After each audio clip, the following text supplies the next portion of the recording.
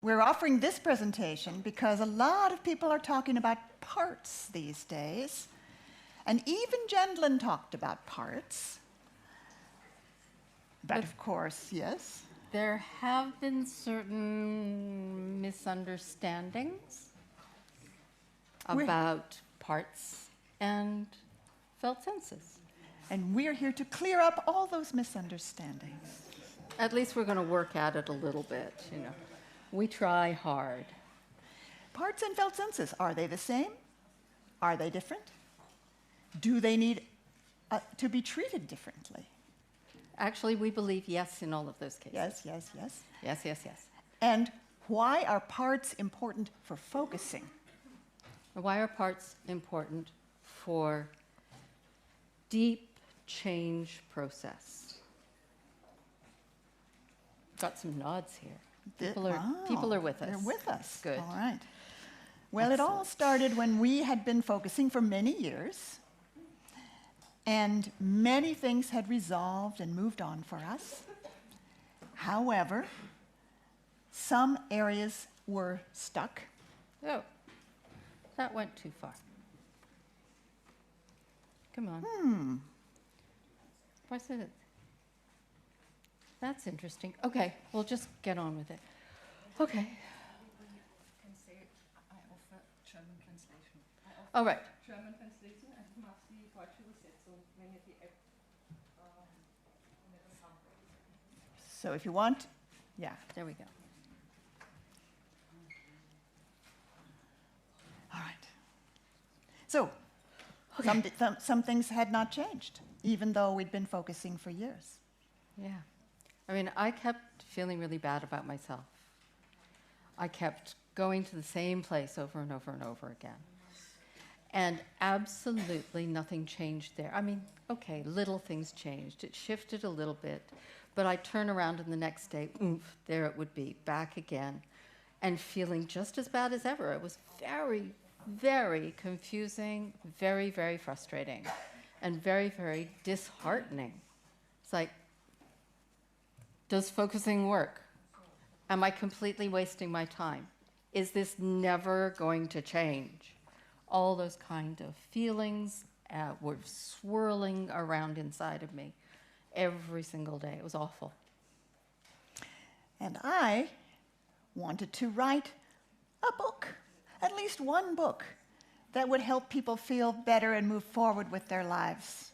And I was already in my mid-40s, pretty old, and I had writer's block. So I want to write this helpful book. Fabulous, wonderful. I know I could do important book. But I don't do it. Today I will do it. No, I'll clean the refrigerator instead. So focusing didn't help with that, because whenever I paused to get a felt sense of how it feels to not be able to write, it feels bad, but that never shifted. So we were starting to worry, perhaps focusing didn't work for really difficult things. Mm-hmm. So one of the things that is at the heart of focusing, everybody in this room is going to know it, is that felt senses are at the heart of focusing. We talk about felt senses. We talk about felt sensing. And the trouble was, when we were treating these experiences that we were having as felt senses, sensing them in the body, symbolizing them, and then it wasn't going anywhere. This is like,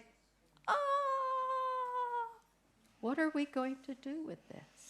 So we both started to wonder if perhaps what we were feeling needed a different kind of attention than felt senses do. So we could treat these experiences as something that needed respect and curiosity. Something that needed a relationship. Mm-hmm. We could say, hello.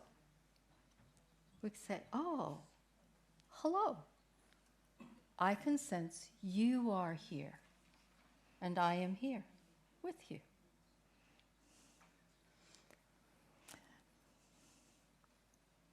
What am I supposed to say now?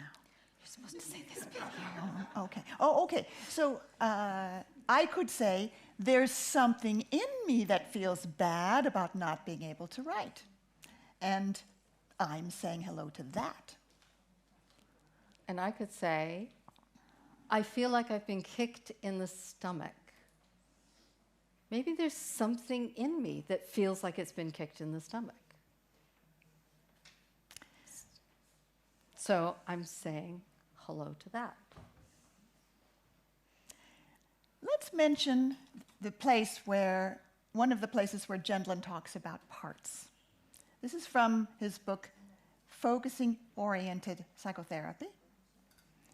And he wrote, she senses this, oh, there it is up there. It's all here. It's okay. We're cool. It's okay. She senses this all good part of her. She is moved by it and has sympathy and understanding for it. And she is the one who senses it, can speak for it, understands it, and senses its all goodness. So Gendlin is pointing to something which he calls a part of her. Yeah. This is one of, I don't know whether it's one of the first, but it's really pretty early, his really explicit statement about parts. Yeah. Yeah. And the one who is able to give it attention is the one who senses it. This gave us a clue. So we could start to treat our experience as something that has its own point of view, its own emotions, its own beliefs, its own motivation. We're treating it differently from how we would treat felt senses. So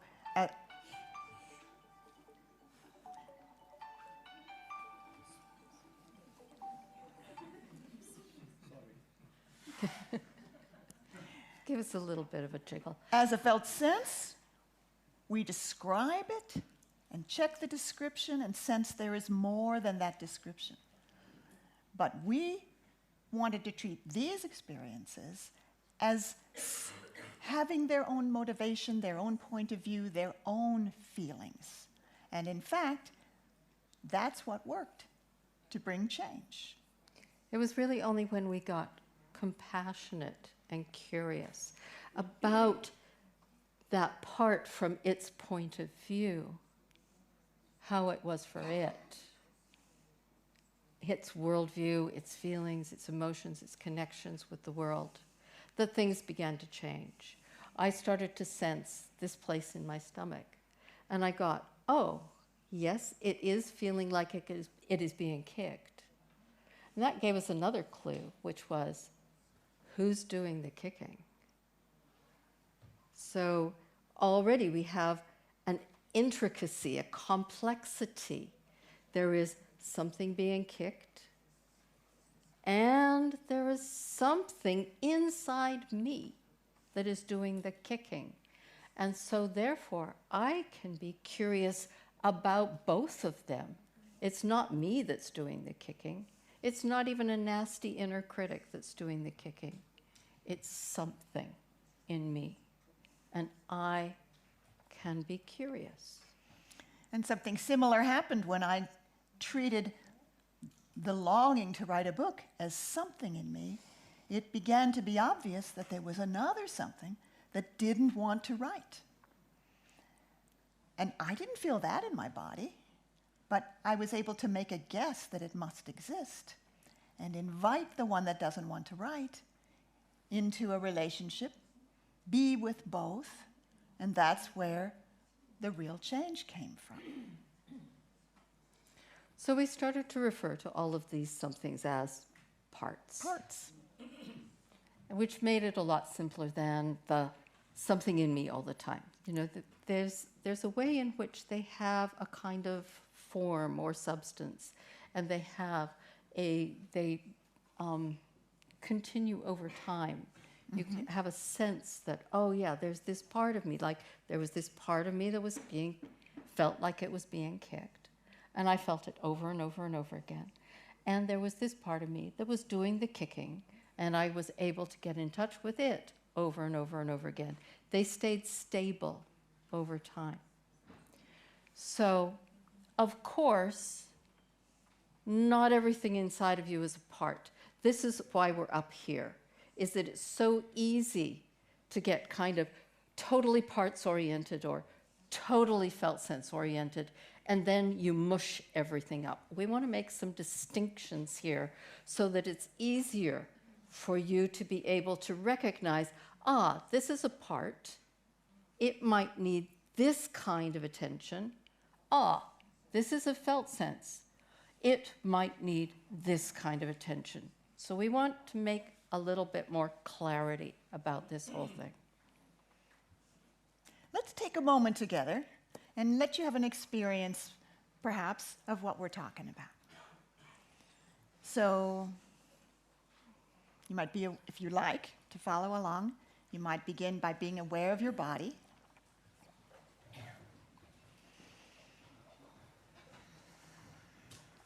And let your body sense how it would like to be sitting, how it would like to be supported right now.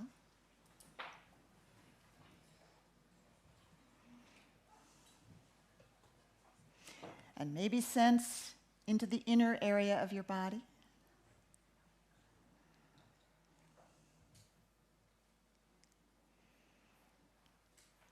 And ask, make an invitation. And maybe I suggest the invitation. How is the conference? I'm asking, inviting, how is the conference for me right now?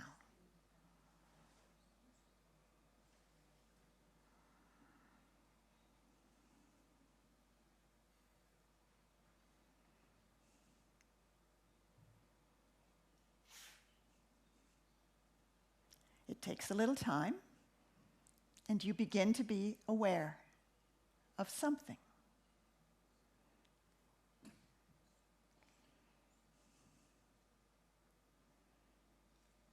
Perhaps you can say to yourself, I'm aware of something, or something is here.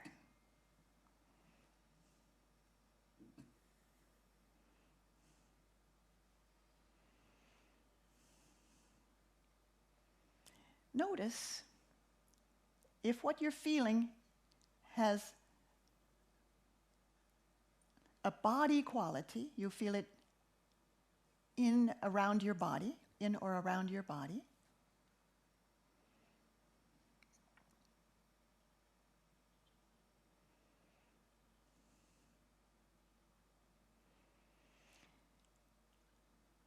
Notice if it might be a bit difficult to describe.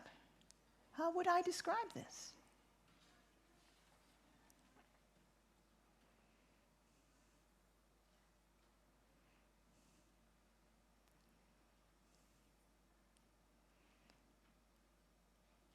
Or notice if what came when you asked, how is this conference, was some emotion.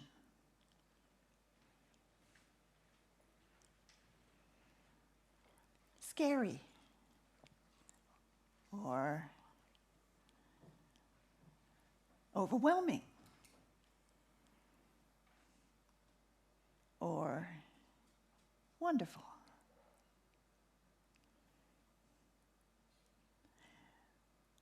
And if it's a difficult emotion, like scary or overwhelming, notice if it's okay to feel that. Or if something in you is trying to not feel it, calm it down, find a better thought.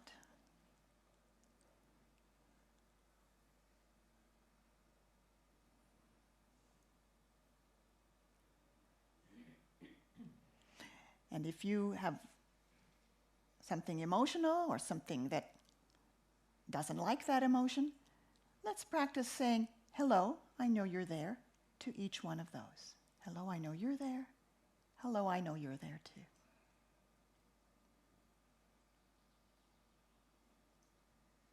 And then we'll complete this exercise. So take another moment.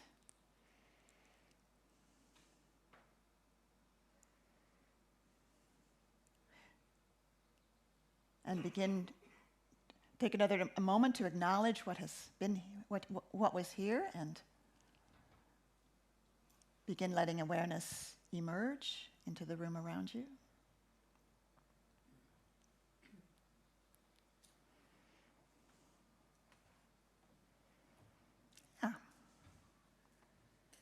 Thank your body, thank your process.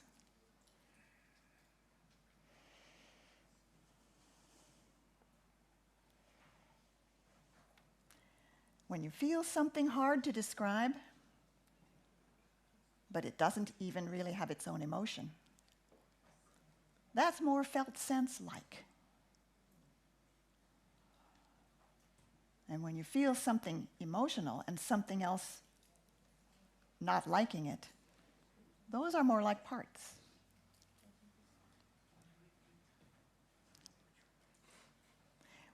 She's asking me to repeat it. When you feel something hard to describe, something felt and yet hard to describe, that's more felt sense-like. When you feel something emotional and something else fighting that emotion, not liking that emotion, that's more like parts. So let's talk more about felt senses.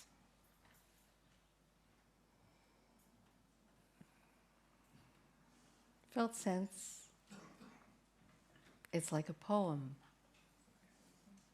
or a painting, a work of art. All of those arise out of the felt sense of something. It's greater than words. Always the felt sense is larger than, greater than, more subtle, more intricate than any kind of symbol could really fully capture.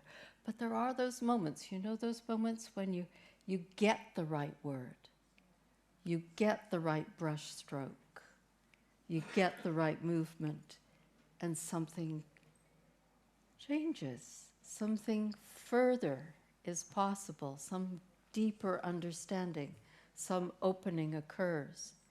And that is this magic that Gendlin gave us. Gendlin described. Gendlin gave us a way of consistently tapping into that. The felt sense is your body's summary of, and the doorway in your body to the whole implicit meaning of a situation, of a poem, of a painting, whatever you're getting a felt sense of, it's all there and it's more than can ever be symbolized. So with a felt sense, the situation itself that you are in might not change, but how you have that situation, how it lives in your body, when you get that felt sense, when you are able to, as he called it, explicate that, when it gels is another way that Gendlin put it. Your way of having that can change even really quite dramatically. That's the shift. That's the big shift. Yeah, so when you've got a felt sense, Gendlin said something absolutely amazing about this in a process model. He said, I remember the first time I read this, I went, no, that can't be so. No, that's crazy. Go for it. He said, when a felt sense forms, your body is already living in a new world in which the problem is solved. Wow. No, I went, not that. I thought, oh no, you get a felt sense, then you stay with it, but no, he says the forming of the felt sense itself.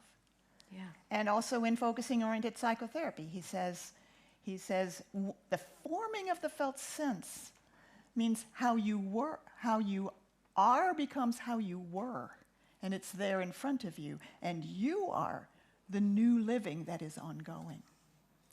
So felt senses have this amazing property. Yeah. When you get them, they are already a shift. Well, that's felt senses. A brief précis. Yes, we'll come back to felt senses. Well, now let's say a bit more about parts. Parts aren't like that. First of all, they don't form when you ask them to. They've been there a long time. They may come to light. You may discover them when you ask them to form. But take my writer's block, for example. It had been, I don't know, maybe all my life that writing had not been easy. The part of me that didn't want to write or wasn't able to write easily was not new. So it doesn't form when you ask it to. It's already there. Even if it's invisible and you are not aware of it. Right? And parts can operate from invisibility. And that is one thing that makes parts so interesting, is that when we discover a part has been operating from the shadows, that can give us an opportunity to bring real change in stuck places. Now, parts are doing their best to solve some kind of problem in your life. They use strategies that are functional. What kind of problem? The part of me that didn't want to write, what kind of problem was it trying to solve? I couldn't imagine what it was. I was full of wanting to write. I know my destiny is to write. But this one was refusing. No. But when I used focusing to sit with the part that didn't want to write and listen to it from its point of view, I discovered it had been guarding me from getting the same kind of rejection and criticism that I got from my father when I was a child. Now, I was 45 years old. My father was already gone. This part wasn't living in the 45-year-old father-gone world. For it, we're in the middle of childhood, and Dad is about to say something nasty, and we'd better protect from that. Absolutely true. Okay. Say more. Say more. Parts are concerned with what to do, how to do it, who's going to do it, whether it's safe to do it. It's all about interacting directly in the world and protecting you from any bad things that might happen to you if you speak out, if you stand up for yourself, but it's all about what to do. What to do and how to do it safely. Yeah. And I don't think there's any such thing as one part. Parts are always in conflict with each other. Or in constellations with each other. Ah. Because you can have a part that wants to do something, and you can have another part saying, it's okay, go ahead. And you can have another part, I have to say, it's like the lines here, saying, no, don't do that, it's too dangerous. So, It's complicated. Yeah, it's complicated. And no wonder we can feel stuck with that Yeah. going on. And no wonder it's confusing, because I thought I wanted to, but I'm not doing it. Or I thought I was safe, but I feel scared. It's very complicated. So there's conflict about feelings, ideas, beliefs, strategies. Each part has a whole point of view, a whole world view that it's living from.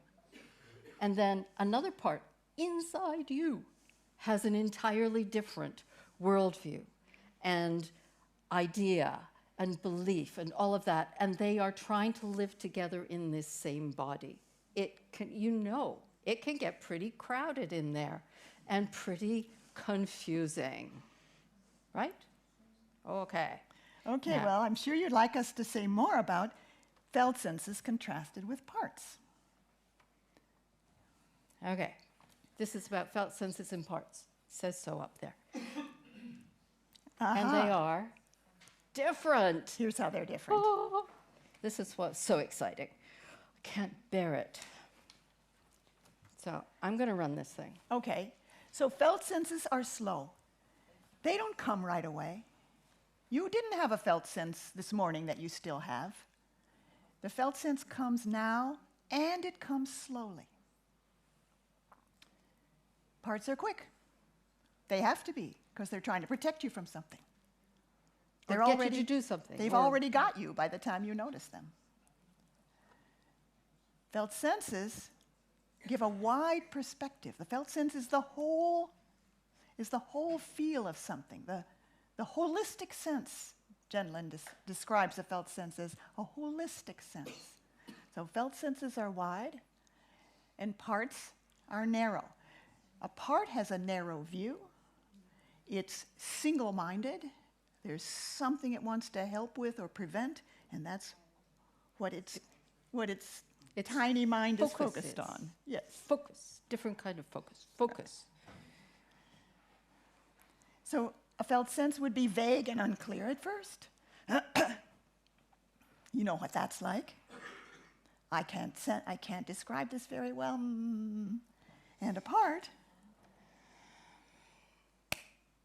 it's already clear, it's already defined.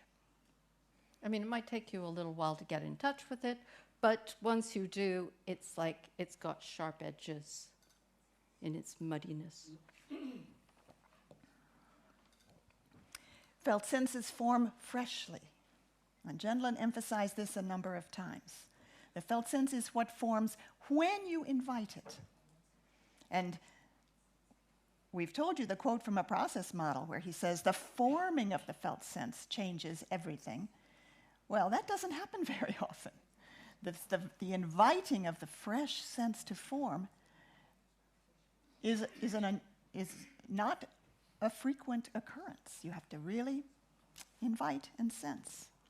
Whereas parts, they come over and over again, or they are always there. Did you have that thing in your... I had a thing in my stomach. It felt like a burning hurt, which was there like 98% of my waking life for years. Yeah. It was really uncomfortable. I hated it. Actually, a part of me hated it. And it wasn't a felt sense, even No. though she tried to treat it that I way. sure did. Boy, it's hot and it's like about there and it's kind of orange and it's nothing changed. Very frustrating. Okay, now. So let's say a little more about felt senses. A felt sense doesn't have its own point of view. It doesn't have an opinion.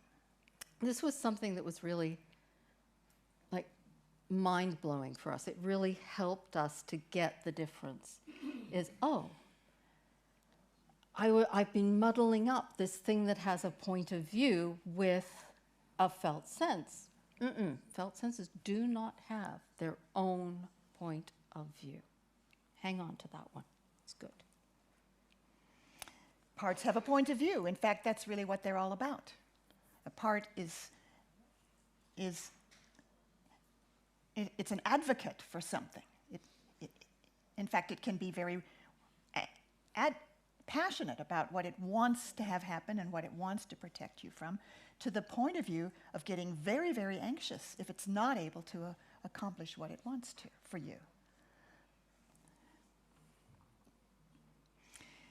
Felt senses do not have their own emotions. Now, Genlin said felt senses can include emotions, but that's more like it's one of the qualities that a felt sense might have.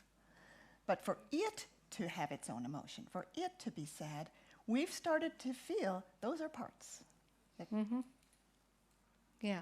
This is one of the places that's really quite tricky because it gets easily confused. You go, yeah, I'm sensing something, and it's like it's kind of jittery, fluttery, and that we would now go, I bet that's actually a part, even though it's kind of sounds felt sense-ish. It's like I would lean towards thinking it's probably a part, even the ones that are kind of a little bit confusing. So, obviously, parts have their own emotions. Parts have emotions. Their own emotions. They are anxious. Many of them are anxious. Yeah, boy. They are sad, they are angry, they are stubborn, they are frustrated, scared, yes. Really scared, yeah. All of those. All kinds Any kind of emotion you can think of, guys. We at the back of our manuals, we have a page listing about 200 different kinds of emotions. Yes. So those are there's parts. lots. And they're all parts. We thought they weren't, but they are. So a felt sense is now. It's always right now. It's how your body has this, whatever you're sensing into, now. Which implies you don't ever get the same felt sense twice, because the now is different. And parts, they're actually fixated on the past and the future. They're not very now-oriented. Even if they seem to be talking about now, they're talking about, they have feelings now about stuff that happened 45 years ago, or stuff that might happen in 2 weeks. At any time in the future. Yeah. Like if you don't be careful, that will happen. Okay. There's more. So what do felt senses need? They need sensing and symbolizing. This That's is the what they stuff that Jen Lin Yeah. articulated. Yeah. This is pure focusing. Finding a handle, resonating the handle. That's what parts. Yeah. That's what felt senses need. Need. Yeah. Yeah, let's not get confused here, sweetie. Oh, good catch there. And parts need something else. Parts need relationship. I am here with this. I say hello to this. I say hello to you. I sense how scared you are. All of these relational moves are what parts need. And although having somebody else out there who is really able to hear that and reflect it back, what we have found is that the most important, the most powerful relationship for parts is the one that I can give to my own parts. That changes everything. It fills it in. It fills something in. Okay, add some more. Let's see, what else have we got? Oh, gosh, there's more. Oh my goodness. I So with know. a felt sense, how the body has the situation is newly formed, and new thoughts and realizations emerge. So as we said, from the forming of a felt sense, something new emerges naturally, organically. What a felt sense is the life, the implicit next steps forming and being ready to be enacted. So it's very easy from a felt sense to feel a sense of next coming. Speaking of next, here we go. However, parts don't quite work that way. Oops, sorry. But by being with parts in relationship, there can be a healing process for the past, and then living forward can now occur. So from both being with felt senses and with parts, change is possible. Luckily, and how wonderful that we have this process. Let's see what else is here. Oh, now we go to this. I Okay. think Is that all? that's all about felt senses. All right, and now, parts. so Now, here's the problem. here's the problem. Go ahead, here's the problem. When parts and felt senses get confused, it makes it really difficult, if not impossible, to be able to provide the specific kind of attention that that particular kind of experience needs. If we, as we already told you, I was treating this thing in my stomach like a felt sense for years and nothing was happening. It was about 20 years. It's a long time to live with burning in your stomach. And it never shifted. So That's the problem. that's the problem. Or if you treat a part, if you treat a part, I've already done that bit. If you treat a A felt sense like a part. And you expect it to have its own point of view and its own emotion, that's not going to work very well. You're going to miss what the felt sense needs, which is pure sensing and symbolizing. Yeah. So, felt senses and parts are different kinds of process. They operate in different ways. And focusing works with both. This is really thrilling. So they need different kinds of attention and interaction. So attention is being with, and interaction is relational process. And those two qualities, attention and interaction, are different for felt senses and parts. Let's look specifically at the kind of attention that parts need. As we've kind of covered this, but it's never too, you can't go over this stuff too often.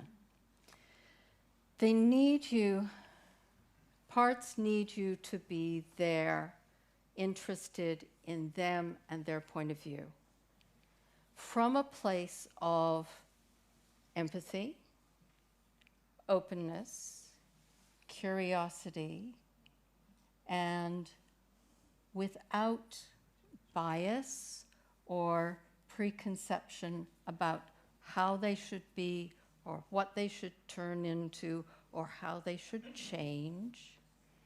And this is the tricky part, because if you've got one part, you've probably got another one that's in conflict with it. So when I got in touch with the part of me that didn't want to write, it didn't speak. It was felt in my body, and it first showed me a kind of ducking gesture. And then that seems quite felt sense-ish, right?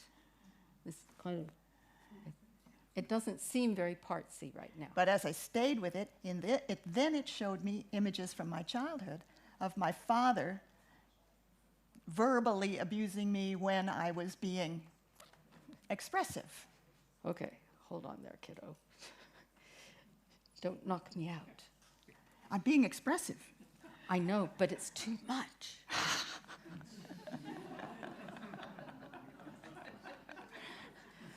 We're doing a little role play here.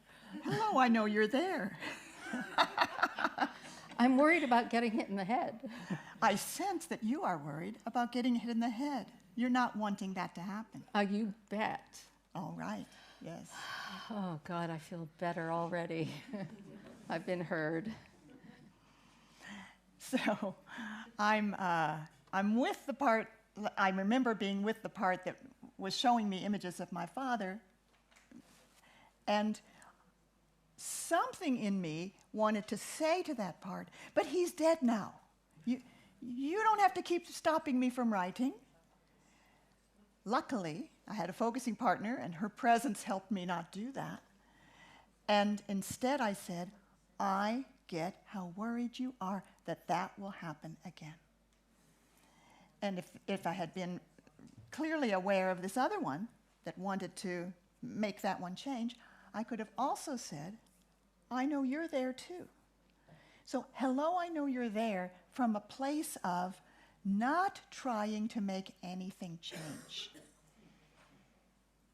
And if I'm identified with something that wants to make change, I need to say hello to that. I need to do disidentification. Something in me wants to make things change, and say hello to that as well.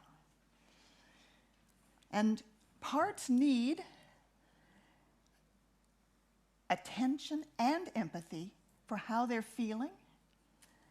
And if it's about the past, they might also need us to say, I really get how hard that was and is for you.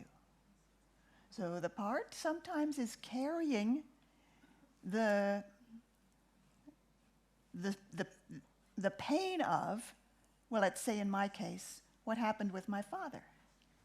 It's still in that world where the little girl who wants to express is told she's bad for doing that. I need to say to it, not, it's over now, but I really get how difficult that is and was for you. And we say is and was because for the part, its time has been frozen and it's still living in the time when it happened. So we meet it exactly where it is, while we actually also include was, because from our larger self, we know. We know. It happened back then sometime. And we know that it is also experientially occurring right now. So we have this strange is-was verb that we use, which holds both those realities simultaneously. Parts are very often involved with painful things that happened in the past. In our model, that's where parts come from. They come from a stoppage in life forward energy, a sense of not being able to flow forward with your whole self. At that point, when it's impossible to move forward, parts begin to form to try to get part of what we need. So when a part is there, it will almost always begin to show some kind of carrying of suffering from the past. We are also going to talk about the kind of attention that a felt sense needs. And when are we going to maybe pause for some questions and conversation? Well, we have 2 hours. Which means at this point we have another hour and a quarter. So yes, exactly. I'd like to pause pretty soon because I can tell that some people There are have some something questions. they'd like to There are say. some bubbling questions. Yes. That are trying to emerge. Okay. But first we'll give you the kind of attention that a felt sense needs. Okay. Focusing. Yay. Sensing what's there. Sensing what's there in your whole body. Remember that Jenlin said that the body does not end with the skin envelope. It extends out into your entire experiential body. So wherever you are sensing it, you sense what's there. And then symbolizing it, of course, allowing metaphors, images, words, gestures to come that match, resonating, we called it, checking that symbol that's come fits well, and going back and forth with that until there is what he called gelling, where it fits, it matches, and it goes, woo, and it might go, woo, and it might go, whoa. So I have had the occasional whoa, which is very nice, but doesn't happen very often. Okay, well, we're going to go on from there, but first maybe would people like to say some things to us or ask us something? Questions. Is there a question here? Talk to us. And as Therese has the Jenlin used to microphone. say. Yes. Okay, Bill. Give us a toughie. Oh, okay, thanks. So I know you've been dialoguing with emotion-focused therapy people. I think, like at the She- Emotion Not really. Revolution. Not really? Okay. Okay, well, here's Okay. a start then. Okay. So in EFT, there's different kinds of emotions. Yeah. There's the kind that are more up in our head that spin around, like worry and anxiety. Yes. And then there's those really big ones that are really about those toxic situations in the past, Yeah. like feeling so ashamed I want to crawl into the ground. Yes. And what I've noticed in Jenlin's writings is when he's citing emotions, he's citing those two types, as Right. far as I can tell. The kind that he doesn't as far as I've seen, give examples of are wholesome adaptive emotions. So, for Right. example, if you're struggling to feel suffering, and then compassion lifts you and kind of illuminates the situation and acts as a kind of, it's not exactly the felt sense, but it's a kind of inspiration for the felt sense, a lure, right? It's acting somewhat different. It's not a part. It's more like a No. gift from the whole. Yeah. And so I'm wondering about these adaptive emotions like Yeah. wonder and gratitude And friendliness curiosity and curiosity. love and Where would you openness, yeah. Where would you place those? We have a place for those. We But sure first of do. all, we would say those first two kinds of emotions are all from parts. Okay, I'm Yeah. with you there. Yeah. Yeah. I'm Yeah. with you Yeah. there. Mm-hmm. Yeah. But are we going to answer that question Are about we- where the... Maybe you're not ready yet? We have a second Yeah, half. yeah. I think we'll get there. Okay. Yeah. Hang Yeah. on. Yes, we'll I'm be fine sure being to put on get there. hold. All right. Yeah. Yeah, fine. good. All right, And I'm fine. really glad that you pointed towards That's that. right. We'll get there. Excellent. Florentina. Hello. I'm wondering if you are talking about parts because this is a teaching experience. I'm wondering if when you are with a client now, you are talking about parts with a person. If you are saying, a part of you, because I remember that a long time ago, we used to talk about parts, then something happened, we stopped talking about parts, and now we are back to parts. That's what I'm feeling, and I'm curious about that. I don't know if You know, when I'm talking to a client, I try to follow the client's language. And I do think that saying something in you is a softer way to introduce disidentification. Whereas to say a part of you can sometimes get It can resistance. be jarring. unnecessary resistance. Yeah. I was curious about that. But it matters. Yeah, if they say a part of me, then Okay, you know yes. we can. If they say it, Yeah, but you won't say it. I will say it. Maybe. If No, they if say, they say it. Yeah, if they say, "Oh, I'm aware of a part of me," or "There is a part of me that feels whatever," I'll okay. Oh, so you're noticing that there's a part of you that feels like Yeah, that. we'll use their language. Yeah. Right. Uh-huh. Thank you. Right. Yeah.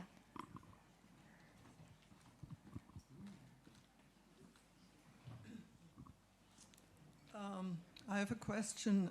Jendlin wrote about structure-bound processes. Is it the same as a part, or Yeah, I think so. do you make it different? I think It's probably. the same. Yeah, I Yeah. think probably a structure-bound process is more than one part. And he also wrote that it needs an answer that's the same as your relationship to it. Or I don't remember what he said about what structure-bound process needs. Sorry. What did he say? it needs an answer Oh, an Needs an answer. from Answer. yourself or from another person. Oh, That's how okay. we studied about it. Yeah, I'm sure.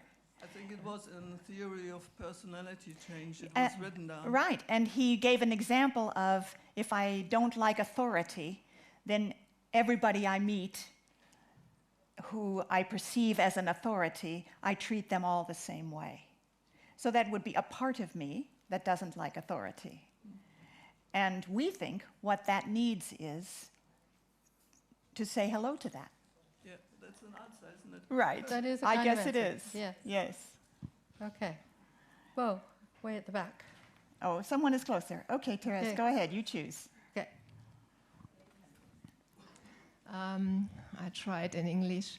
I heard it's not enough to say, oh, it's long ago, long time ago. No. Yes. But I'm asking me and you how often it must happen that there is a shift and a kind of understanding now. It's not the same like in earlier times. And that is what How does this shift happen? That something stuck in earlier times comes to understand that it's not that time anymore. That's that a the question? Yes, and how often I have to realize that's How often we don't know, because Yeah. it might happen today and it might need more time. yes, But we will tell you more in the second half of our presentation yeah. about what's our recommendation when a part seems to be repeating something in the past. Yeah, and I think helpful could be mindfulness in the presence. I'm so glad you find mindfulness interesting and helpful. And for us, inner relationship focusing is all we need. Okay, thanks. Oh, yeah. Thank you for the presentation. I totally get it. It makes sense to me, and I would put it like that.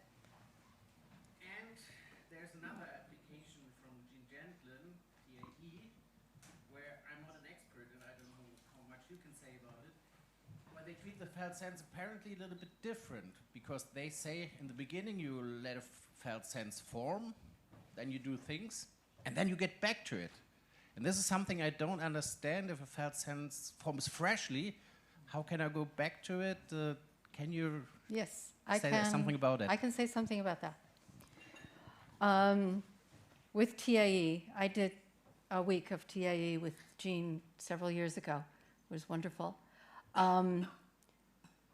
You have an idea. You have something which you are starting to explore. You have a core. You have something that is kind of the focus point. And you can go back to that. Even if he says you can go back to the felt sense, what you're doing is you're going back to that, and a new felt sense is forming freshly of that.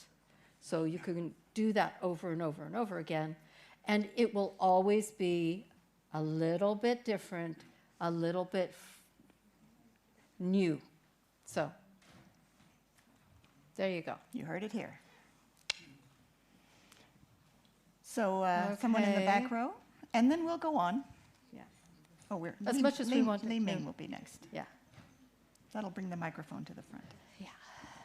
Thank you so much. Hi, Ardane. Very interesting. Hi. It's amazing that every time I learn something new, and I learn a lot from you. So thanks a lot. And but I'm keep bargaining with you, so I need to express it. You're very optimistic that the parts have good meaning for us. And I think that some parts just we internalize.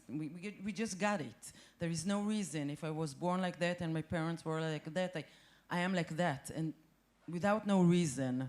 So I don't find how to put it as a question, but I know that there is question there. First, why you're so optimistic? It's great to have it, but where did it come from? And do you really think that every part has the need to survive, or Every part has a good purpose for you. And here's where our optimism comes from. It comes from Jean and his teaching that life lives forward. And even when we are born into really difficult circumstances, even when those circumstances come before birth, even when those circumstances are passed along to us from past generations, the living body, the living organism still knows what life forward would be like. And Jean says the body contains that and carries it like a blueprint. That cannot be destroyed. And so maybe from the very beginning of life, there have been parts, because from the very beginning of life, things were really, really difficult. And recovery from that isn't easy. Takes time, takes the company of other people as well as ourselves. But over and over again, we have seen people being able to live forward, even from really difficult circumstances. Yeah. So that's where our optimism comes from. thanks? Thank Okay. you. And we're going to hear just from Li Ming, and then we'll go on.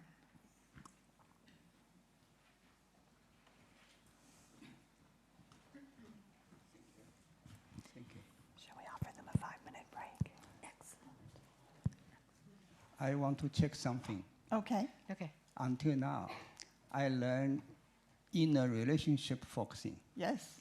But today, not only in a relationship focusing, you developed the focusing and inner relationship focusing.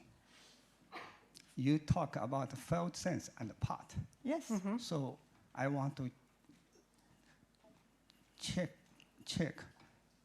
This is two kind of method. No. No. This, what we're showing you today, is inner relationship focusing. Because you're saying felt sense and the part are different. Yes. So yes. when we work with felt sense, that need some attention. Yes. With this part, I need another attention. Yes. The different method, two different object. I think this will become more clear in the second half of our talk. How Okay. these are one method. Okay. All right? Okay. Would people like a 5-minute break? And we mean 5 minutes. Starting Here. now. Go. Keep it, and you did well.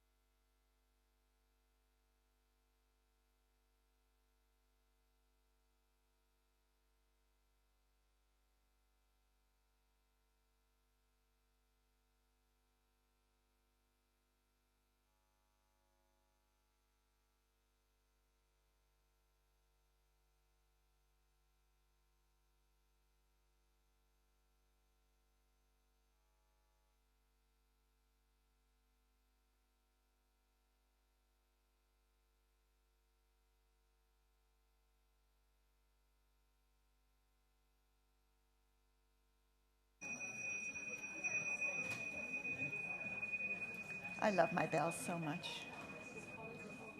Okay. We need to be turned on.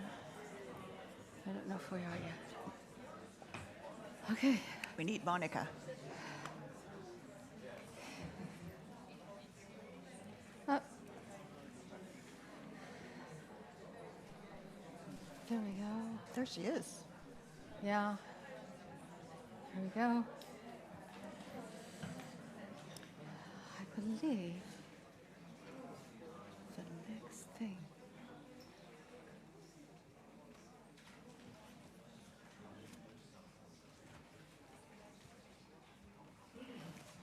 I will queue up when we're ready to go.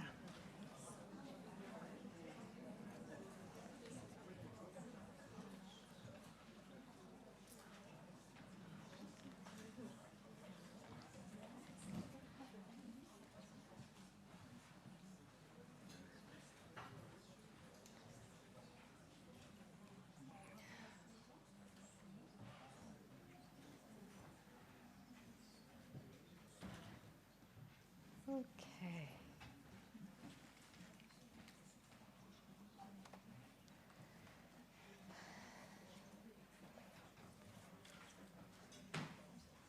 You ready to roll? Thumbs up. Okay, good. Excellent. Well, parts and felt senses are not always different. They can be similar. They can be so similar that they can be confused with each other. And you can even have something, and you don't know if it's a part or a felt sense. And what would you do then? Wait, hold on. Just cool your jets, sweetheart. Okay. So there is actually, in our wonderful community, a bit of a widespread confusion about the difference between felt senses and parts. If it's felt in the body, it must be a part. It's felt in the body, it must be a felt sense. It is really, really confusing. So, the kind of attention that both parts and felt senses need, and there you can't go wrong, is to be curious. Bring curiosity along with you. That's interesting. I wonder what this is. And you want to be with whatever is here with a lack of bias. Like, I'm not fighting it, I'm not disliking it, I'm not adoring it, I'm with it as it is. I'm not judging it. That quality is something both parts and felt senses need. So, providing this kind of attention can sometimes be difficult. And the major reason for this is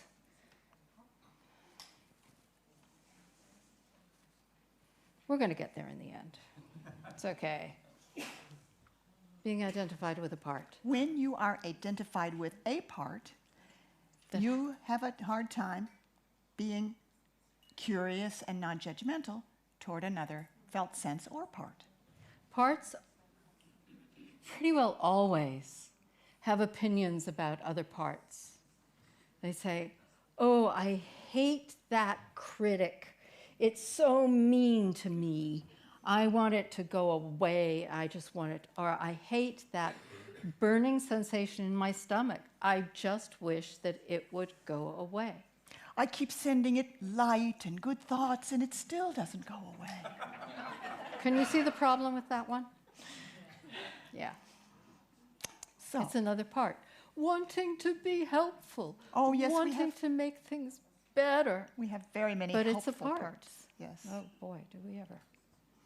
So, if you have ideas, what it's about, what it needs, what will make it better, say hello to the one that has those ideas. Yeah. Now, we've been working for the last 30 years with a kind of impossible life issue we call a tangle. And in a tangle, it's extremely difficult to maintain this open, unbiased curiosity. For one thing, a tangle's been a stuck area of life for so long, everybody inside is really tired of it and longing for it to change. And as soon as I'm in touch with one thing, something else says, oh, could that just change, please? It's difficult to be this open, non-judgmental attention with all that.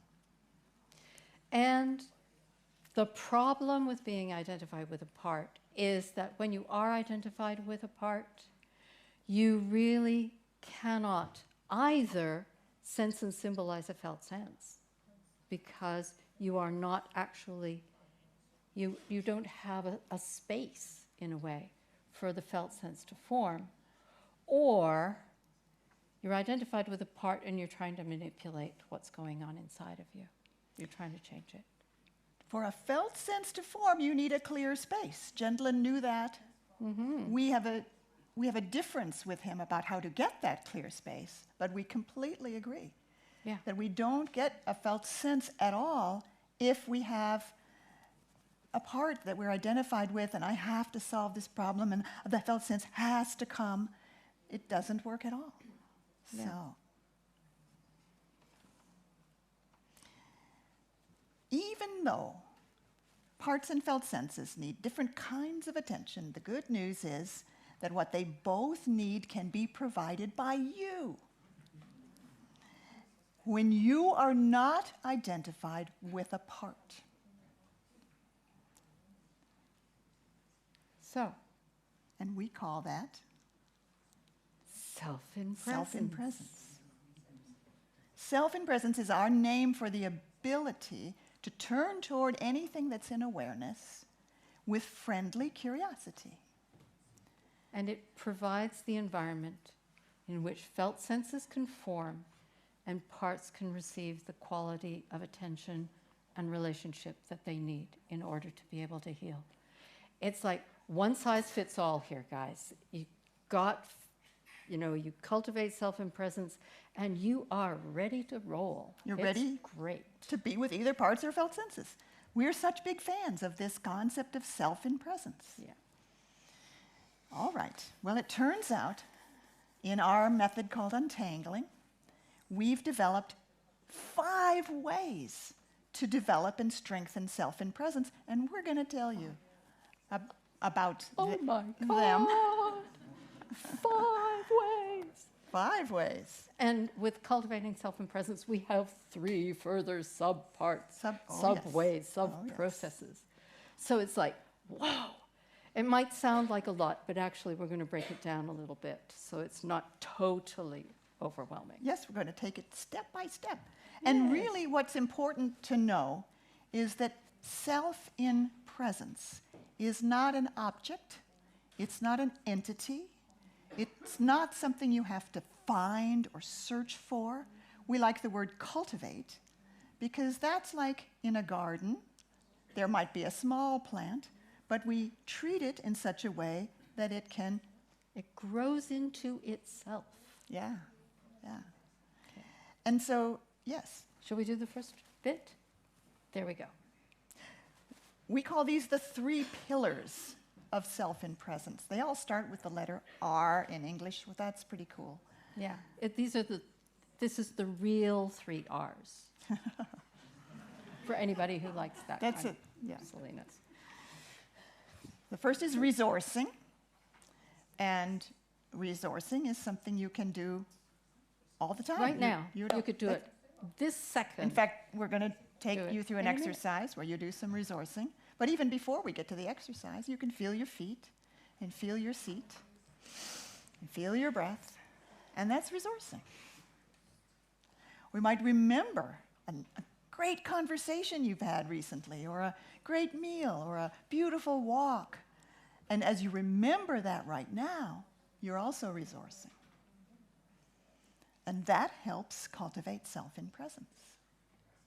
Yeah. Anything that helps you feel more fully alive in your body, helps to create that strength in you, that energy in you, to be able to provide attention.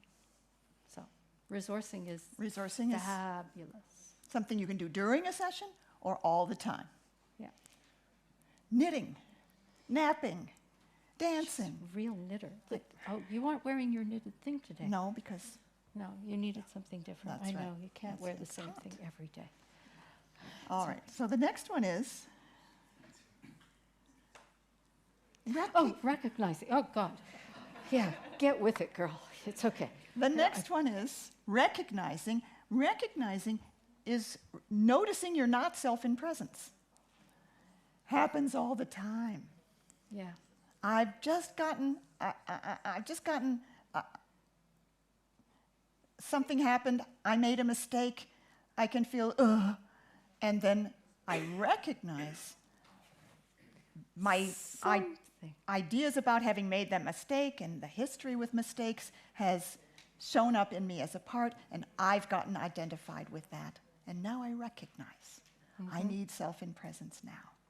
And that's a very important skill in cultivating self in presence. It's absolutely huge. I want to actually do a call out for Marcella here. Yeah, let's Because mention Marcella Calabi. Calabi is the one who really pointed us at this and said, this is really important. You've got to pay attention to that. So we are. Thank you, Marcella. Wherever you are. Yes. So recognizing that you're identified with a part is absolutely enormous. And when you recognize that you are identified, there's actually a very simple thing that you can do. You can just acknowledge. You go, oh, I think I just got partsy here. I acknowledge Okay. something in me that, Feels like that, has that opinion, whatever. Barbara said something amazing a few years ago, as she often does. When you notice that you need more self in presence, you are already on your way back to self in presence. The noticing that you need it is already more self in presence. It's a very self in presence thing to do. Which is why it's part of cultivating self and presence. Exactly. And the third R is relating. And relating is many of the phrases found in inner relationship focusing.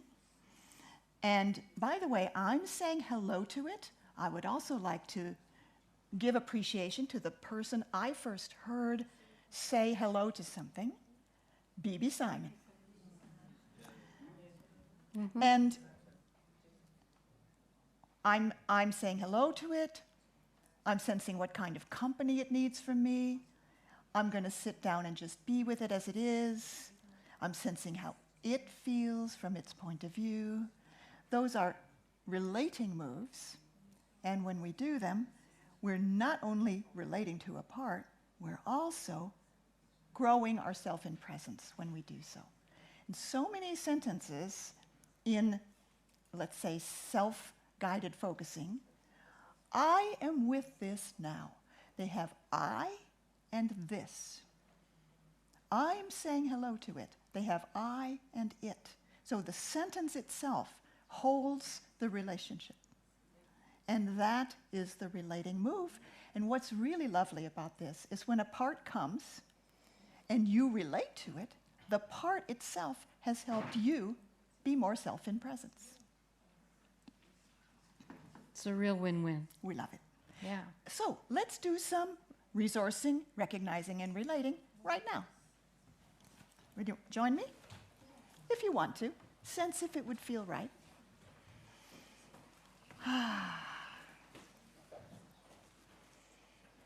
So let your body find its most comfortable, supported position. And move around, or even stand up, or whatever you need to do to get more comfortable.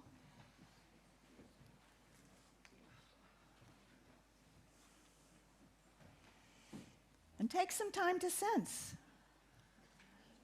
your body in contact with what's beneath you, your feet, your seat on the chair, your back on the chair. And allow yourself, see if it's okay to allow yourself to just rest into that support, to let it hold you. Standing is okay too. In that case, you're feeling the support through your feet. And maybe you can also feel your breath. And take some time to feel what feels good in your body right now. What feels at ease, open, curious, spacious, peaceful, interested and curious. Even if it's only a little bit, even if it's not the only way you feel, noticing and gathering what feels good right now.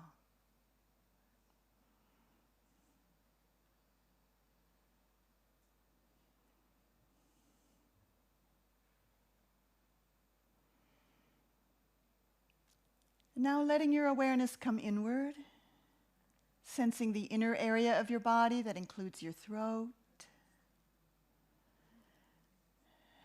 your chest, your stomach and belly.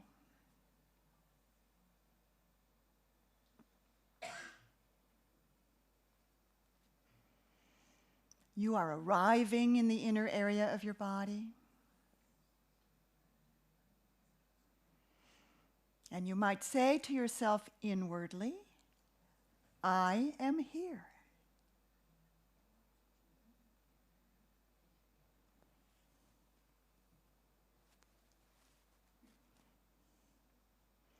You might say to yourself, I am the space where everything in me can be as it is. I'll say that again. I am the space where everything in me can be as it is. And notice how that feels when you say it.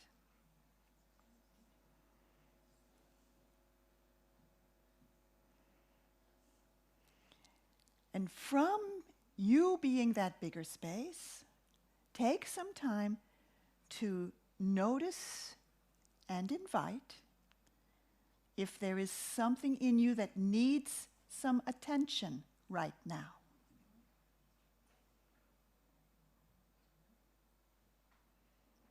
Notice and invite if there's something in you that needs some attention right now.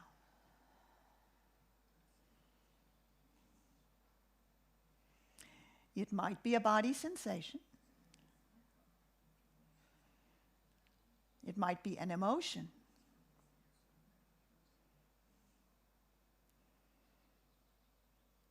It might be a thought, like there's something wrong with me, or other people understand this, but I don't. Something needs attention. Let's pause and let that come.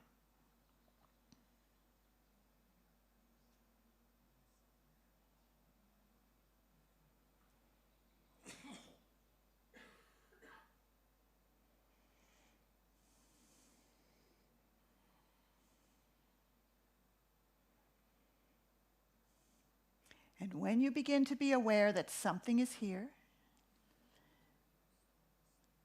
use that language inside. Something is here. I am sensing something.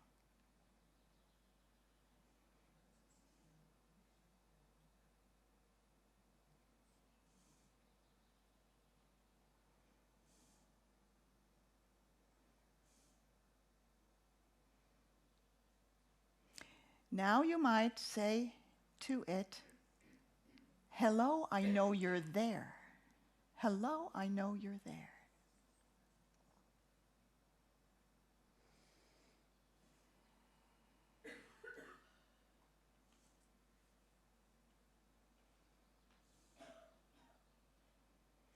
And notice how it responds to your hello.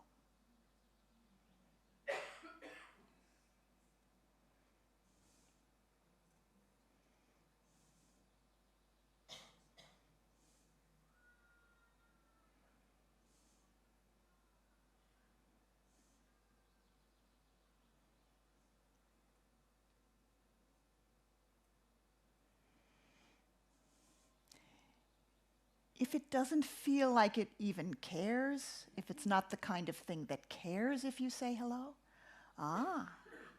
maybe just describe it.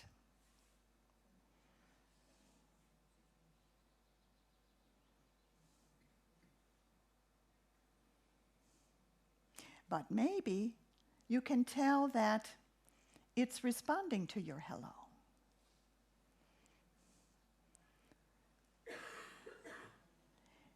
Maybe it's glad you're there.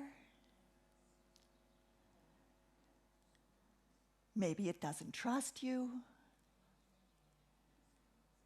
It has its own point of view somehow.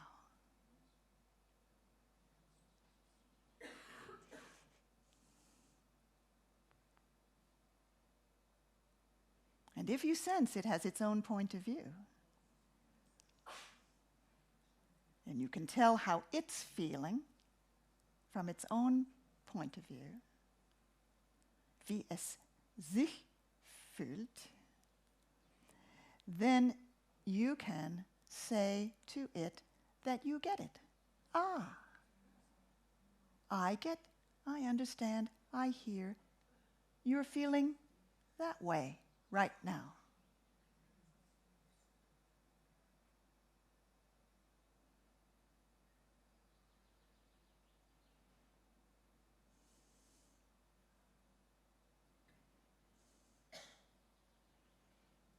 And notice how that feels when you can say to it, I get how you're feeling, and it can hear you.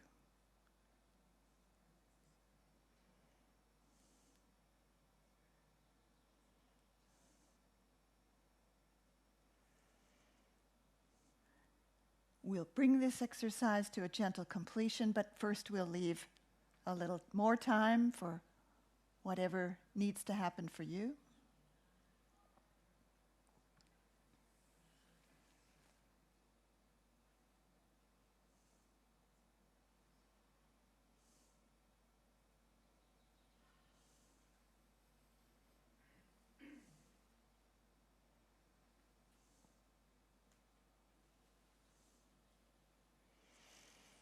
And maybe completing means saying you'll be back, if that's true, or thanking your body and what you've been feeling.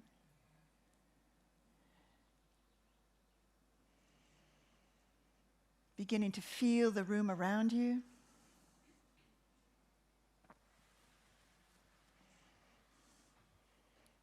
When it feels right, letting your eyes come naturally open. And here we are. Resourcing, recognizing, and relating. And another thing we noticed is that when you are self in presence, if it's a felt sense, you can give it what it needs, sensing and symbolizing. It doesn't care if I say hello to it. It's not the kind of thing that cares. And if it's something that has a feeling about you, about being said hello to, you can give it the attention that it needs. We love that. So that's the first power, the power of cultivating self in presence. In untangling, we have 5 powers. So we're going to tell you about the next 2, because they kind of go together. Mm-hmm.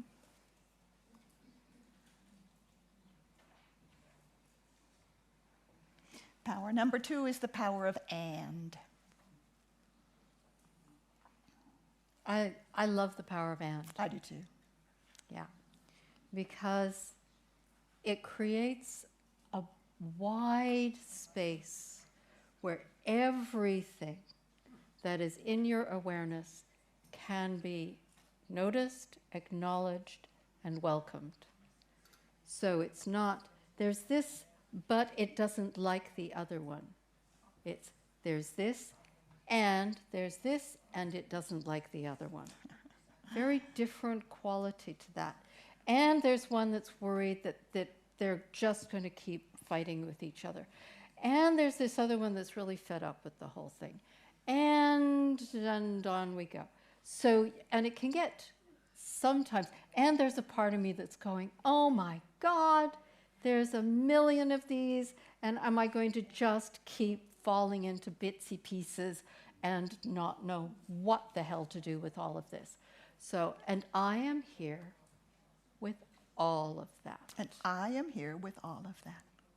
So there can be any number of parts that are in what we call a tangle, and I am larger than that. I can contain that without squashing it. I am exactly the right space for whatever is in my awareness. There's a big kind of relief that I get whenever I am able to hold all these different parts. And there are even more parts that I don't know about, and I am big enough for that too. We don't believe in trying to name the parts or keep track of them. It's the ones that are here now that come. That's all we need to worry about. Mm-hmm. So we're also talking about the third power, which is called the power of deep empathy. And this is basically being self in presence and giving each part the kind of attention, company, and relationship that it needs. Yeah. Every part needs precisely the kind of attention and company that it needs. We can't do this sort of off the shelf. Every single one is an individual and needs individual caring attention. At the end of power of and, you have all these parts, and you pause to sense what needs to be first. And sometimes they all step back and leave one there. Go, please. Please be with that one, they say, the other ones say. And sometimes they go, it's my turn. Get out of my way. And you have to be with the one that won't let you be with the other ones. And that's how it is. It's not a choice, really. It's what the process... It's a noticing. Yeah. And so once you are with one of them, notice if you feel it in the body. Take a little extra time, because sometimes parts show up as thoughts, and they seem to be in the air. But this is part of the body, too, according to Gendlin. And it can be nice to take some time to sense if it's also in here, in the middle of the body. That's the word I want. Yeah, that's it. Yeah. And then to sense the kind of contact it needs, the kind of company it needs from me right now. And from me as this large awareness, this capacity to be with. That me. That's deep empathy. Deep empathy includes our not wanting process, which we're not going to talk about right now, but you might have heard of it, and it lets you go past the strategy of the part to what it really desires and dreads. And that is a very transformative process. Deep empathy also includes being with very young, vulnerable parts in the way that they need, without trying to reassure or fix or solve or fill in. It fills in. You don't have to try. All of that is in deep empathy. Mm-hmm. Shall we go on to the last two? Two more, and they're very similar. These are felt sensing powers. At some point it will show, yes. So, And the first of these is felt sensing the place in your body that holds what got stopped. There is a process that got stopped. And your body still carries that felt, that place or that process that got stopped. I wish I could say that better. And you can sense it in your body. You can invite the sense of that. The place where it was impossible to go forward. Yes, exactly. Genau. So, and getting a felt sense of that, symbolizing it, resonating the symbol until it matches. And it can dissolve. It can not just shift, it can actually dissolve. And you will find yourself doing things that were previously absolutely impossible. Like standing up here, doing this, and feeling, wow, this is so much fun. I'm actually having just a whale of a time up here. You're probably getting that vibe, but I want to let you know it's It wasn't true. always like that for her. I could not talk to more than 2 people at a time. Actually could not do it. It was actually impossible. My throat would actually close up. I would start to say something. It was humiliatingly horrible. Mm-hmm. And now, here I am. Things can really change.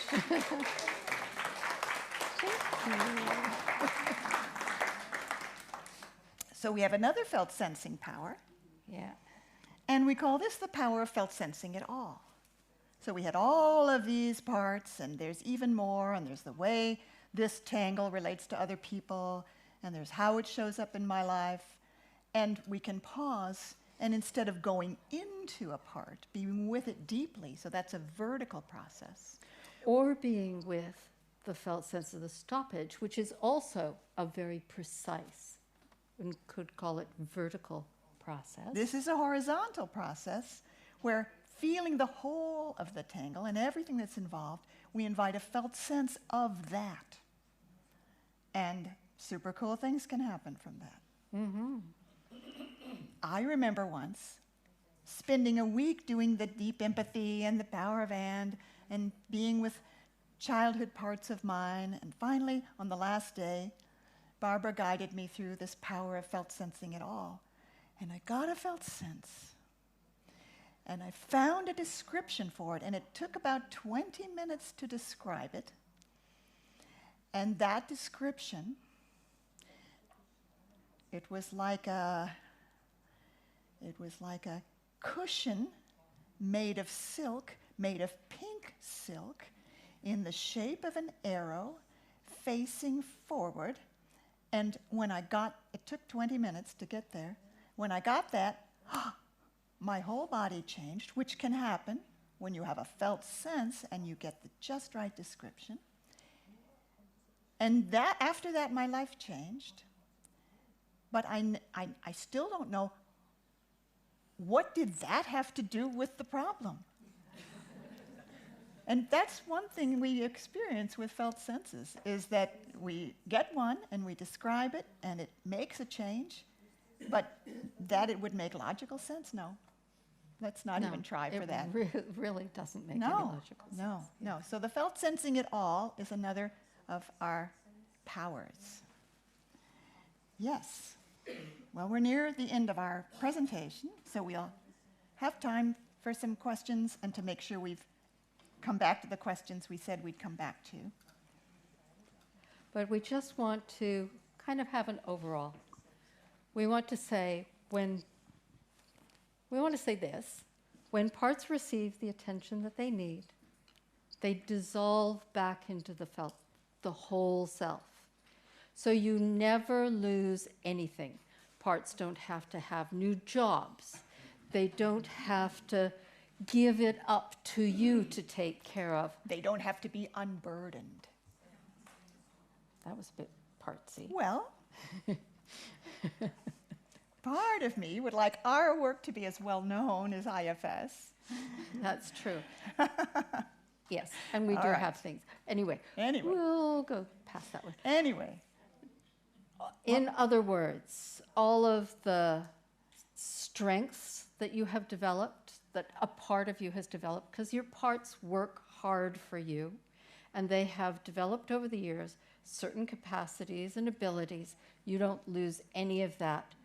It becomes available in your whole life, everywhere, instead of just narrowly focused on these problem areas.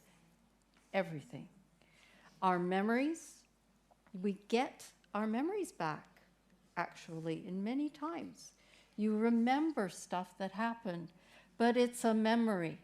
It's not your body living in that situation all the time right now. It's, oh, that happened to me, and I am here now. and I'm okay. And I'm okay. And I'm okay. Yeah. There can be a real honoring for that pain that we experienced without having to have it on our backs all the time. So that's what happens to parts. And what happens to felt senses is they shift and carry forward. They carry forward the whole situation. It's wonderful. What can I say? We are so glad that we know this. We're so glad that we live it personally. This is our work, that we live in the world together. And I'm so glad that we can share this with you. Yeah. It's really an honor to be able to do that. So no applause yet, because we're going to have questions, and then at the very end. Oh, they can do applause now, and they can do applause later too if they want to, because we are so fab, right?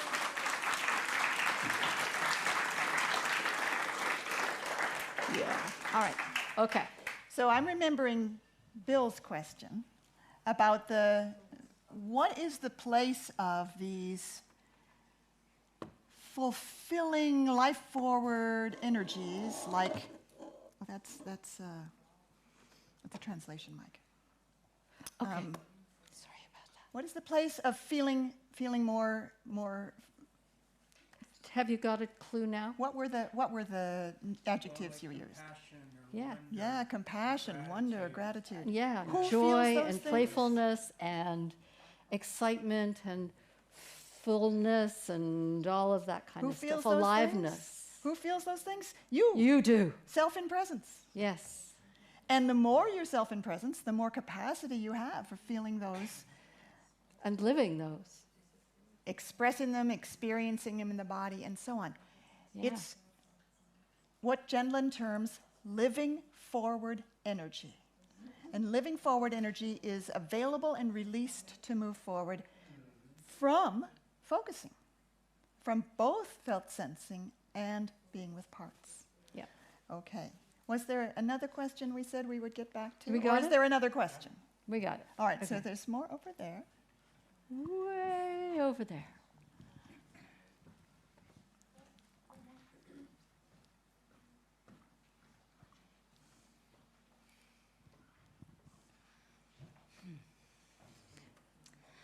I'm struggling a little bit here Okay, good. because I'm trying to put in words the struggle.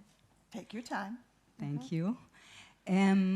Something about the relationship between, I need like a sentence that will connect or connect, put together Yeah. the parts and the felt senses, because I get everything and I work with both. Okay. And I can understand when you're talking about the difference between Yeah. them, but we're working with both. So can you say something about the relationship? Like the parts are there and felt sense is happening when I'm looking inside and something emerged. And it belongs to the part, or it expresses them. Something about that. Felt sense is something that your body process does. Parts don't do it. Your body process forms into felt senses. Okay. You're going to say something different, right?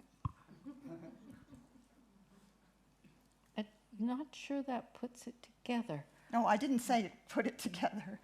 I'm not sure we can put it together because parts don't lead to felt senses and felt senses don't lead to parts unless there's a part that doesn't like the felt sense. Then you have the felt sense and the part that doesn't like it. But they do exist at the same time. So, and when I'm focusing, I'm connecting with them both. Oh, So yes. Yeah. Yeah. something about that? Yeah. You can connect both with a felt sense of something, including a felt sense of a part. And you can,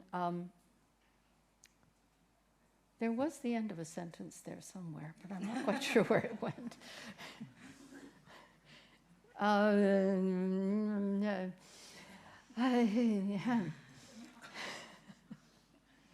Yeah, so she's saying we can get a felt sense of a part. And parts can react to felt senses by not liking them. Yeah. Or wanting to make them bigger.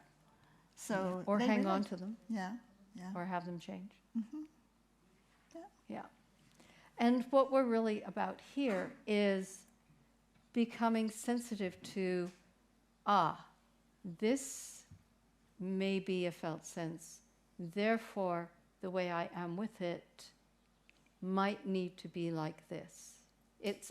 We can hold it that lightly. Oh, this is probably a part. I may need to be with it like this, so that each of them get the kind of attention that will support their living forward.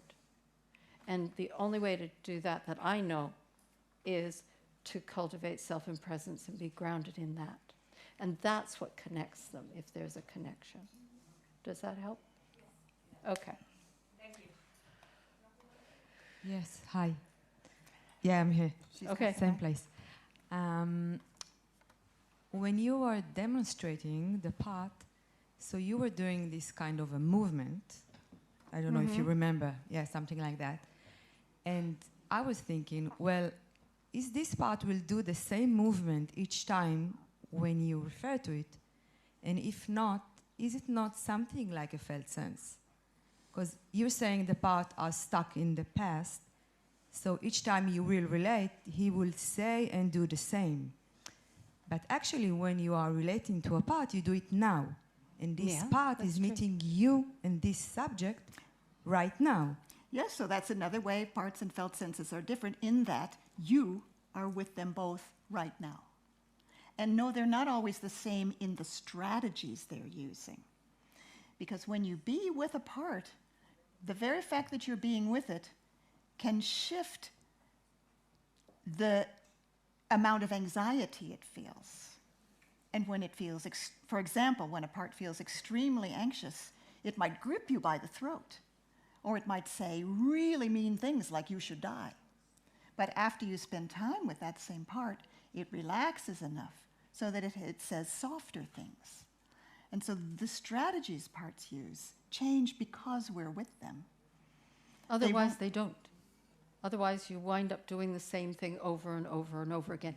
I mean, variations on a theme, but basically, why do I keep going out with the same idiots?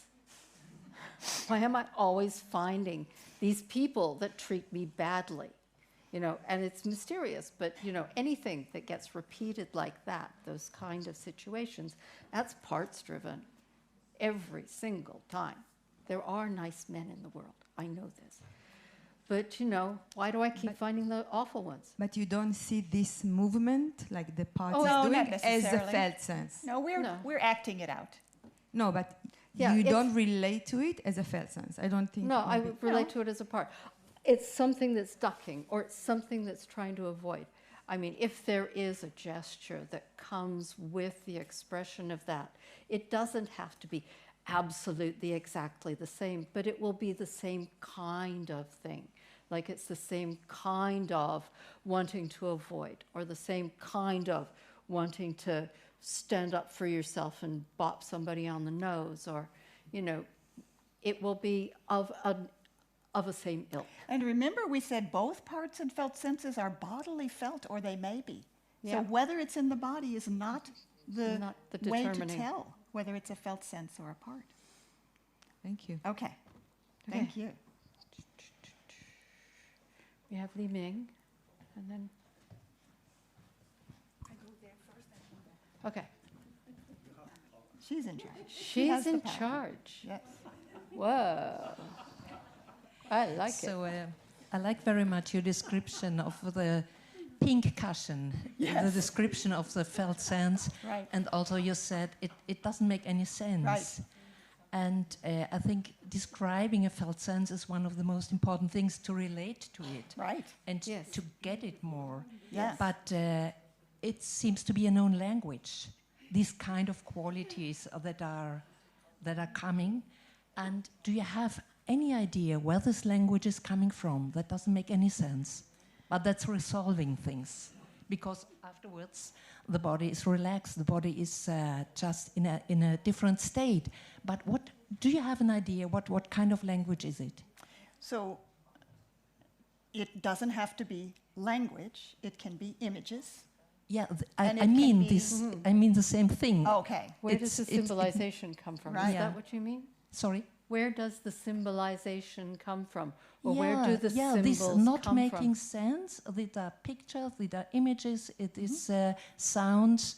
So for me, it is a kind of language. Sure. Okay. That seems to need a translation maybe for understanding if it's I needed. don't think it needs translation Yeah, but- because it Yeah. doesn't need understanding. It needs happening. Okay. And when it happens, the body carries forward. Further living occurs. A further living forward in the situation occurs. And Anne didn't tell you the rest of the story, Oh. which is that it Well, was the life issue was about a block to wearing comfortable clothes and beautiful clothes while speaking in front of groups. and really it was about feeling comfortable with going and buying clothes and Yeah, interacting with clothes. I couldn't go into a clothing store without feeling judged by the clothes. And so at the end, when I got the shift, pink silk arrow cushion, then Barbara asked me one more question. I asked her, what's possible now that wasn't possible before? And I sensed what's possible now that wasn't possible before. And there were still parts saying, And what came was, I could go into a clothing store and be curious. Sometimes all you need is a little step, because after that, she went and phoned a friend, and they went off and they did shopping, and she didn't like the first store, but she walked out and she felt fine, and she went to another store, and she liked those ones, and she bought, I mean, really, her credit card that day was really in crisis. But The point is that at that moment, when I said I could go into a clothing store and be curious, I did not make a decision. I did not resolve, I will do that. I just forgot it. yeah, And 2 weeks later, it started to happen without me planning it. And so I know this is more than the question you asked, but I think what we're saying is there's never a need to understand. And where does the language come from? it comes from our bodies. Yeah. Jenlin said, our bodies know language. Our bodies know symbolization. And out of our bodies, in that interaction, that felt sensing experience, it emerges. We don't search for the words. I mean, we might, sort of, oh, that one might be close, but, and then we check it and see whether it fits and all of that. Jenlin also said that even the word this is a description. This is here. Yeah. So That's why it we love doesn't- the word something. Oh, yes, our favorite word. Anyway, we want to thank you. Okay. So it might be this is our last question. Well, yes, I think so.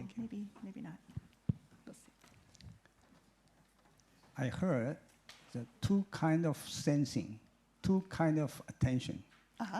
And I tried to understand felt sense include part. No, I don't think it's exactly right. For example, Okay, give us an example. when I do a focusing, the situation is last night I fight with my daughter about something. This is a situation. Then I start to start to focusing. You know, we do focusing always one felt sense,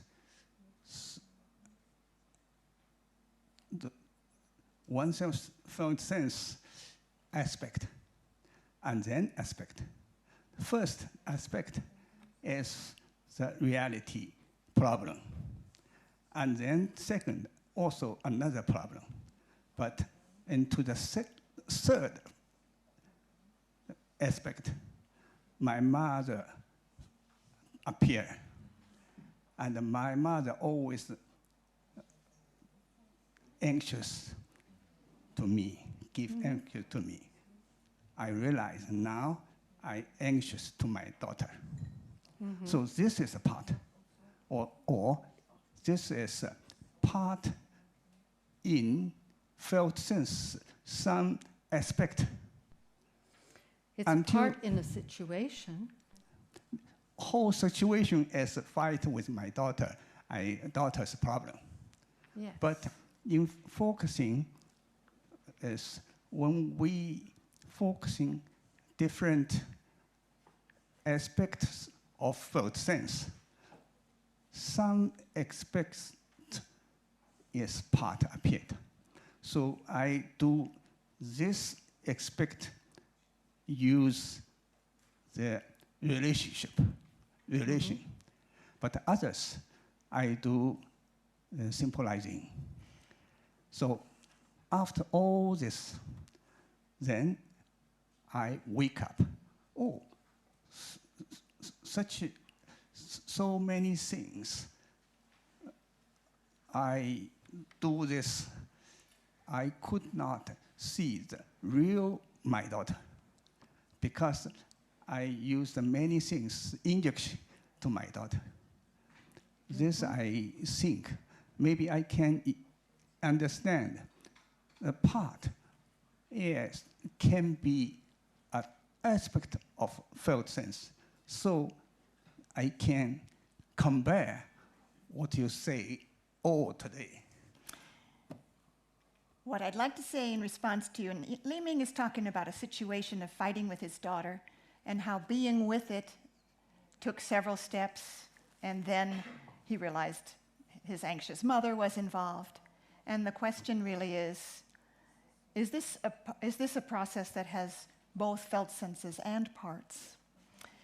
And I want to say to all of you, it's our intention in this presentation to give you more choices, more freedom, more understanding, but we do not want to make you more worried about, is it a felt sense, is it a part, and is something wrong with the focusing I've been doing?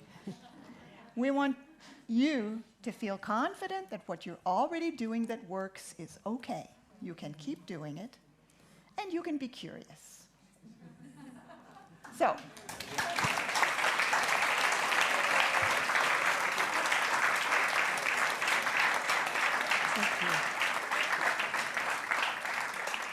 and thank you very much to Monica, the translator. Yes.